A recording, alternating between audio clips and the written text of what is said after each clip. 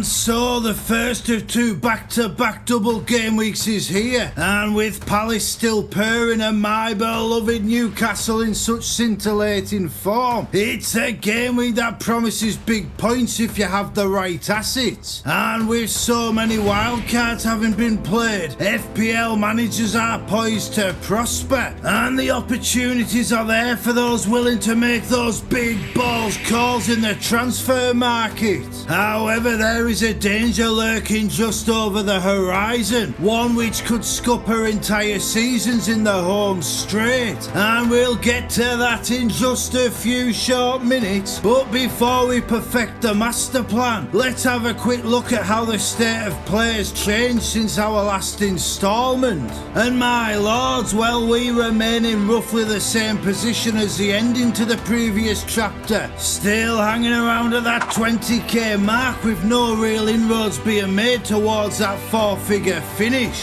And I know I hinted at a live stream in the last video, and I know that did not take place, and that's because of the simple reason that I played my wildcard a game week earlier than planned. And as for the outcome, well, it's been a mixed bag. We did bring in Saka and Marmoush for some immediate game week 30 gains, but we also played it safe by captaining Salah, causing us to lose 6 points on those who backed the usurper to the Egyptian throne. However, that's one of those calls that could have gone either way, so I'm not too disheartened by that. What really grinds my gears is making what, in hindsight, seems like two very obvious mistakes. The first, well, I do believe that was a worthy punt, and that was backing Kirkes to outscore Gvardiol over the last 2 game weeks. And you might look at it now and say, bloody hell, Lord George,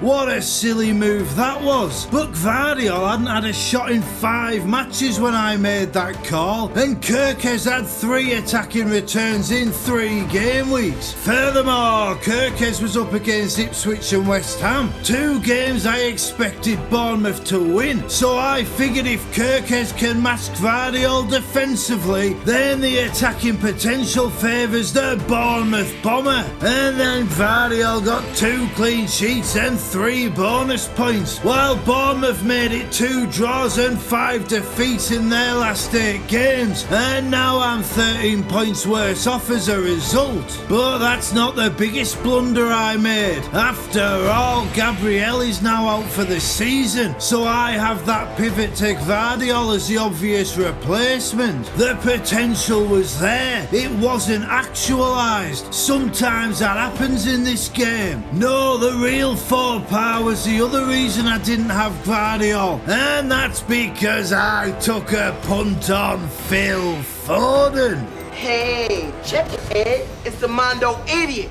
Oh, well, nice to meet you, Mondo Idiot. I'm Ed. Look, I get it. I don't need you telling me what a foolish move that was. I just thought if ever the lad is going to get back in form, it'll be against a team as passive and non-existent as Leicester. But obviously, Past It Pep thought differently, because he didn't give Foden a single minute. And then he did play against Man United, and he came off early, having once again done absolutely nothing. And now, having gone early with my wildcard so as to save a transfer for this crucial upcoming period, it may well be that I have to waste it replacing Foden, which is not ideal at all. However, even that could have been worse, because the Foden folly meant I've had 2 weeks of Jacob Murphy in my team, and as you can see, he has been my key man. Game week 31 gave FPL managers the lowest average score of the season, but with Foden confined to my bench, the best traditional winger in English football saved my game week, and he's brought me 2 game weeks closer to regaining the ultimate prize, that glorious, magnificent, highly coveted League of Gentlemen Championship. Because while my last 2 game weeks have been underwhelming, with a measly 97 7 points since deploying my most powerful weapon. Jacob Murphy has picked up almost a quarter of them himself. And had Foden played against Leicester in game week 30, I can't honestly say if I would have started Murphy last week. So in many ways I've got very lucky indeed. And though these last 2 game weeks have been frustrating, not least having sold Evan Nilsson's 21 points when I didn't need to, had I not wildcarded and had Crystal Palace done what they were expected to do against Southampton, then I would have felt like a fool. And when it comes to what actually matters in this game, winning the world's greatest mini league, my mild card has still produced enough to extend my lead at the top by 5 points, with my team outperforming all of the chasing pack.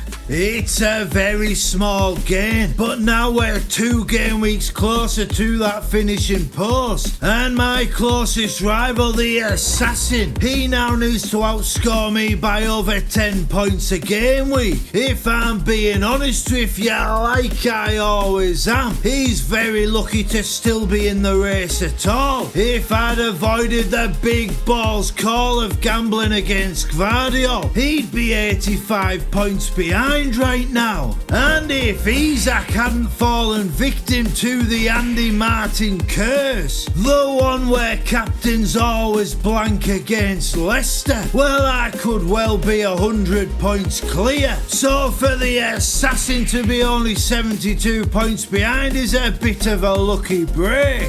And yes, he does still have his wild card, but you have to expect him to play it this week to maximise these 2 doubles. And that means his team will surely end up similar to my own. And yes, he does still have his triple captain, but he doesn't have his bench boost. And you would have to think that those 2 trips cancel each other out. And maybe he delays his wild card a bit longer and triple captains Isak. And that is not a nice prospect for me to consider. But either way, I believe my master plan will be successful, and it will see me become only the 3rd multi-time winner of the League of Gentlemen. You just said, believe it, it will come real. It is my destiny. I believe, Luke. I believe. So, what is this fabled strategy for the upcoming double-double, I hear you ask? Well, for my team, the first transfer is obvious. I will be switching Gabriel to Gvardiol. I gambled against a City man. It didn't work out, and now we correct the error. It's simple, it's boring, but it's a sensible thing to do. The real question is what to do with Phil Foden, and it's one complicated by my desire to play my bench boost chip. And you may be thinking it's the wrong game week, but it's the one I planned for. It's the reason I brought in Verbruggen as my sub-keeper, because he has Leicester this week, and he plays Wolves in 36 when Raya has Liverpool. It's the reason I went with Kirkes and Milenkovic, although Kirkes' fixture does look somewhat less appealing than it did when I brought him in. Even so, I've played for the bench boost this weekend, and I'd like to stick to that plan. And though those FPL gods often strike us down when we sell an underperforming player, ultimately it's what I think I'm going to have to do. It's all well and good making the big balls calls, but if you can't hold your hands up and say you got it wrong, then they just become a big balls up. So the question is who to bring in, and the obvious answer is an Aston Villa midfielder. They have Southampton in game week 32. They have a double in game week 33. You've got Asensio, Rodgers and Rashford all banging form. It's a no-brainer if you can guess the rotation right. I nearly had Rodgers on my wild card, and even though he scored 19 points since then, I'm actually glad I avoided him because those points would have been on my bench eating me up.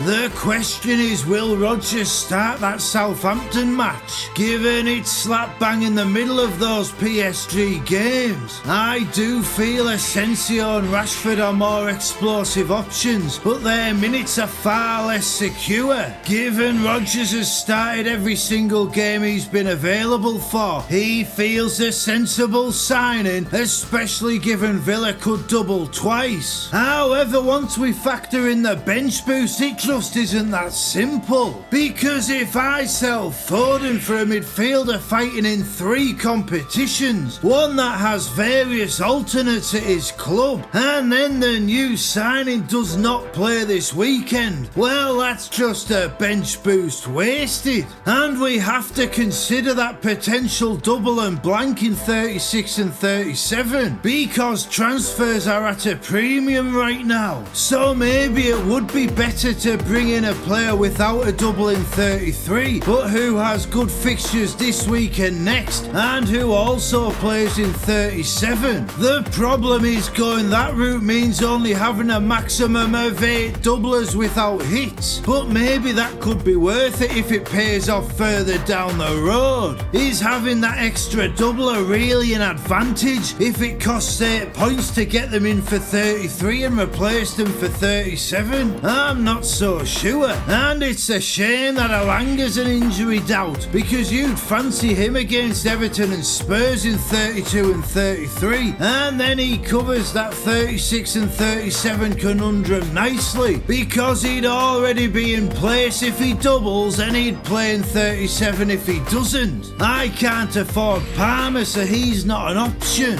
Maybe Matoma could be the one, especially with that Leicester clash, but he's without a return in 5 games. And I could go for Yankuba Minter, but he's an inconsistent player at best. So if the choice is between players who are inconsistent, out of form or minutes risks, is it even worth selling Foden at all? I mean, he's last season's player of the year. He's got to come good sometime, but this is the bench boost. It's a powerful tool and I've played for this moment. So maybe what I will need to do is something I can't really abide, and maybe I'll have to bring in Bruno Fernandes against my beloved Newcastle, and maybe I'll have to hope we win 5-1 instead of 5-0, but I don't like it. There simply has to be another option.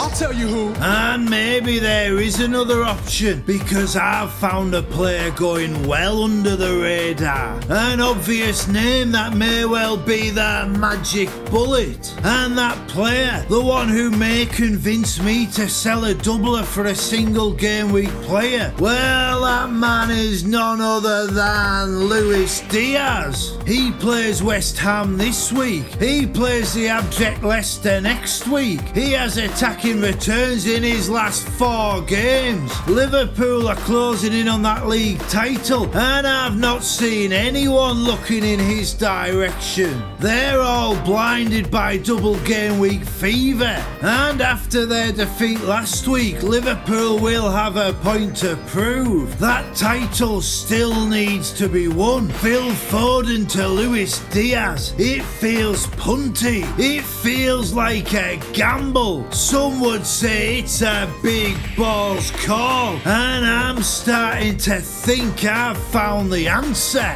Oh, he's a madman. A madman!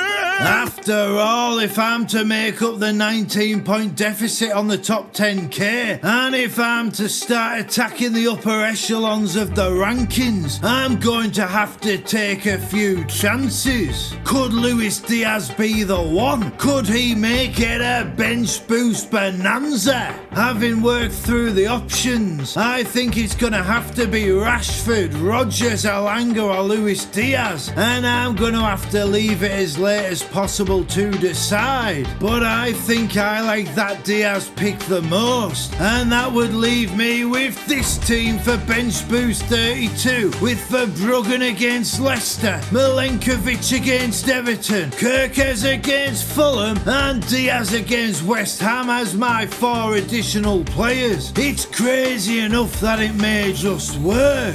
And then after that I'll have this team for game week 33, with 1 transfer in the bank to deal with whatever issues may arise. And I may even roll in 33, who knows? It may not be optimal for the double, but this is about the rest of the season, and it's about having those transfers in the bank for that game week 37 blank. After all, I'm not here to win game weeks, I'm here to win titles. We're a different team, we've got different players.